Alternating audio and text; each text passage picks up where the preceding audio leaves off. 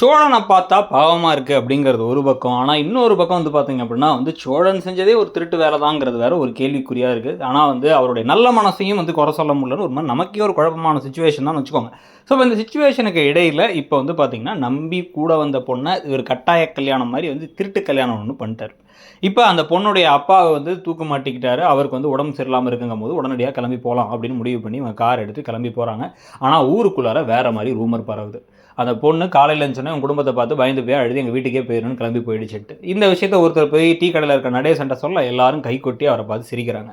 வானதி என்ன பண்ணுறாங்க, பாண்டிகிட்ட என்ன உங்கள் அண்ணி அதுக்குள்ளே ஓடி போயிட்டாங்க போல், நான் உங்கள் அண்ணி கல்யாணம் முடிஞ்சிச்சு, உங்கள் அண்ணனுக்கு கல்யாணம் முடிஞ்சு அப்படியே அதை வச்சு நானும் உள்ளே வந்துடலான்னு பார்த்தா இப்படி பிரச்சனை பண்ணிட்டானுங்களே அப்படின்னு ஒன்று கட்டுப்பாவராரு. இவர் ஊரே அப்படி தான் பேசுகிறாங்கன்னா எரிச்சலாவது அவருக்கு.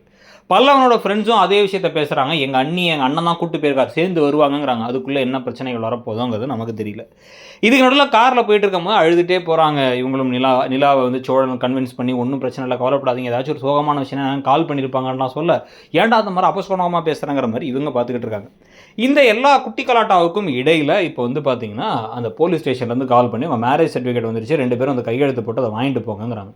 ஐயோ இது பொம்மை கல்யாணம் வேறு நினச்சிட்டு இருக்காளேன்னு இவங்க பயந்துக்கிட்டே வீட்டுக்கு வீட்டுக்கு பார்த்தா வீட்டுக்குள்ளே விடமாட்டேன். தாஸ் ஓவராக பேசுகிறாரு, தள்ளி விடுறாரு. தாஸ் பலார்னு சோழனை அடிக்க, சோழன் உடனே திருப்பி அடிக்க, இதுக்குறா எங்கள் அண்ணன் அடிச்சங்கிற மாதிரி நிலா பார்க்க எவ்வளோ நேரம் தான் நானும் அடி வாங்கிட்டே இருக்குது. அதான் ஒன்று திருப்பி கொடுத்தான்னு சொல்லிட்டு இருக்கும்போது நீ வீட்டுக்குள்ளே வரக்கூடாது, வெளில போ, அப்பா ஹாஸ்பிட்டலில் இருக்காருன்னு ஒன்று. சரி ஓகே, எந்த ஹாஸ்பிட்டலாச்சும் சொல்லுனா சொல்ல மாட்டாங்க. கிளம்பி போகும்பொழுது சூர்யா வந்துட்டு நான் கூப்பிட்டு போகிறேன் அவனை ஹாஸ்பிட்டலுக்கு, அந்த தாலியை மட்டும் கழட்டி தூக்கி போட்டு நான் தாலி கட்டுறேன்னு பேச கட்டுப்பாயி பலார்னு விடுறாங்க நிலா. சோழன் இப்போ இறுக்கி தூக்கி ஒரு மாதிரி பிடிச்சிக்கிறாரு பின்னாடி கையை. பிடிச்சோன்னே அவங்க ஜம்ப் பண்ணி அடின்னு அடிச்சு விட்டு கல்லை தூக்கி போட்டுறான், போட அந்த பக்கம் அப்படின்னு துரத்தி விட்டுறாங்க. துரத்தி விட்டதுக்கப்புறமா ஹாஸ்பிட்டலுக்கு போனால் அவங்க அம்மா பலார்னு ஒன்று விடுறாங்க. எங்கடி உன் கழுத்தில் தாலி ஏற என் புருஷன் கழுத்த தாலி இறக்கி விட்டு என் கழுத்தில் இருக்க தாலியை இறக்கி விடலான்னு பார்த்தியா, அவரை போட்டு தள்ளி அப்படின்னு கோவப்பட இவங்க திருன்னு முடிக்கிறாங்க. இதுக்கப்புறம் என்ன முடிவெடுக்க போகிறாங்க, நிலா அவங்க அப்பா கூட இருக்கணும், தாலியை கழட்டி போட்டலாம்லாம் முடிவெடுக்க போகிறாங்களா, ஏன் நடக்க போகுது நீங்கள் என்ன நினைக்கிறீங்க அந்த கதையை பற்றிங்கிறத சொல்லுங்கள். தேங்க்யூ.